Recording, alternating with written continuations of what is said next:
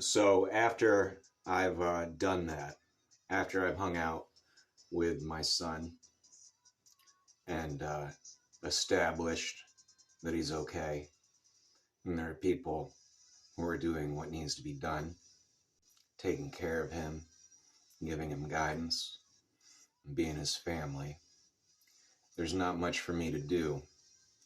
So I stop working at the place that I don't need to work at. And I go home and I do none of my responsibilities. I don't talk to hardly anyone at all. I ignore increasingly frantic calls. I let every friendship slip away. I let every relationship slip away. When people try to help me, I get them to promise me that they'll stop. I get them to make solemn oaths that they'll let me live my own life independently of their help, assistance, meddling, and commentary. I say, you leave me the fuck alone and back the fuck up to pretty much everyone. I say that to people who can literally just take my hand, hold it in their hand, and cause me immense agony, and I just don't give a shit. I get into physical fights. I pretty much alienate everyone around me in a fantastic display of being an ass. I get divorced. Jack essentially forces my mother to sell the house because he's trying to save me, meddling like a son of a bitch. So I figure that out, and I go over to Rolling Greens, where one of his friends is, and this guy is an unrepentant war criminal asshole, not really a friend of my uncle's, actually a despised person in my uncle's life. And just to insult him, I live there with the guy. I do drugs with the guy. We're out pretending to be gangsters every day. This phony son of a bitch becomes my best friend because of just proximity and drugs. So I'm doing drugs, and I've never done these drugs, and boy, are they intense. So I'm pretty much just kind of fixated on drugs, not thinking about myself, not caring about myself, and talking a lot. Talking way more than I've talked to you all. I'm talking 12, 14, 16 hours straight. I become Lynn. I become Lynn deep down in my soul. And I don't even realize it. I think I'm still Kevin. So things get a little tense because I'm not Kevin, I'm Lynn. And I'm basically like, cackling like a fucking wild wizard witch. And George didn't like that. So, dicks get pulled out. And when dicks get pulled out, I just bounce. So I'm just bouncing, running. Woo! But it's exciting. I fucking love it. For the first time in months, I'm happy. And I go live on the streets, $8,000 in my bank account, like an utter fantastic ass. And I only come up with lies for explaining why is this. So I'll meet somebody and I'll come up with a lie. Why aren't you doing this? Lie. And the truth is, because I like living like a homeless person. I like punishing myself. It feels appropriate. So I'm doing that.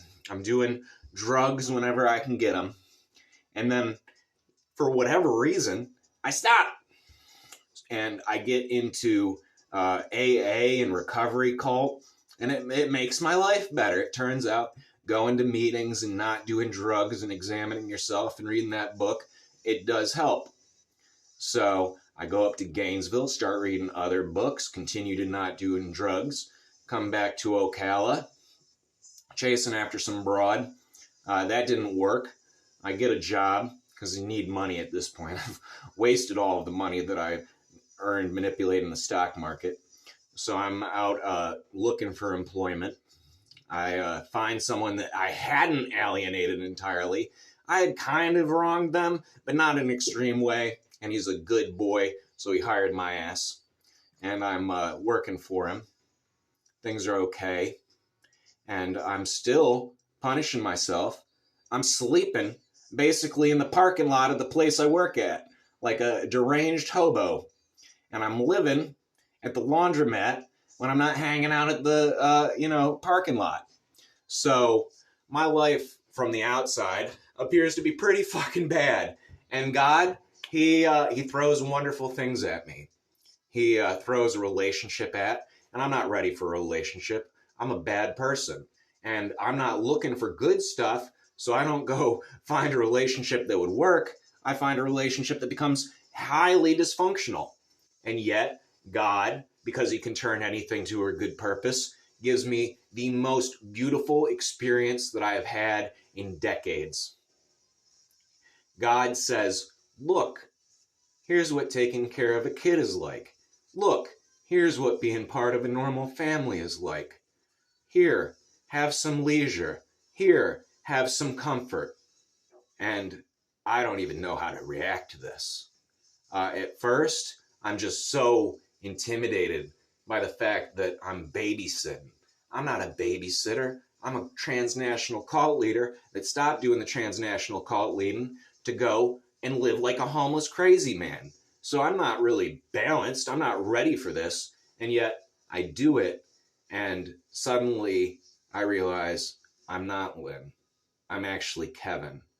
And this is troubling because if I'm not Lynn and I'm Kevin, then I have to work on Kevin's life. And the relationship, it didn't work. And my life has not gotten much better from a material standpoint. And yet, I can talk to you as a man who is okay with himself. I am sober. I am sober-minded. I know what is the truth. I know what is a lie.